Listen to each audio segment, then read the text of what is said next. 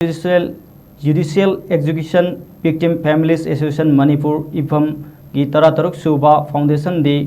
Respect the Right of the Victim हाइबा थीमदा ngasi Palace Compound दा लेबा लमयानबा संगलेंदा पांगथोखरे थोरम अदुदा मणिपुर ह्यूमन राइट्स कमीशन की मेंबर कांगजम खागेंद्र सिंह अमकिल की advisor Anandi Khagembam DM university department of political science की association professor doctor Noni Arambam Manipur university law department की assistant professor doctor Sapam Dilip इब्बम की काउंसिल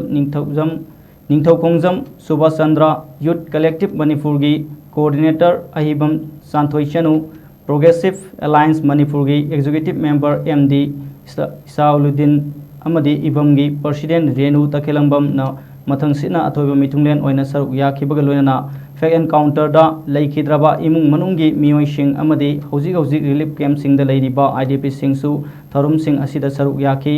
थरुम सिंग असिगा मरी लेनना इब्बम की प्रेसिडेंट रेणु तखेलंबमना फोंदोखिबदा इब्बमना मतम कुइनदगी armed forces special power act 1958 की मरुमदा लमदम असिगे मियोई कया सिक्योरिटी फोर्स ना मराल कया पिशिनदना फेक एनकाउंटर चथखिबा सिंग अदुगी मायोक्ता विक्टिम सिंग अदुगी जस्टिस फंगनबा चंगसिलकपा कोंजंग अदु ngasisu victim kaya gi justice phangba ngamdana India lenga namsinuna thambiri masida natana hokhiba sahi lisingani kulumdoi mi ahumda maitai amasung kuki furup ani gi marakta tholiba lan asida victim oihoraba sing asigi justice ngasi fawba phangdana leiri asigumba victim sing asigi justice fangnaba honabada leminariba community punumakna amatta oina honaminasi haina phongdorokli लोइना foundation day असिगा मरी लेना UN की guideline की मखादा guiding principle on internal displacement कौबा लाइक अमसु रिलीज तौखी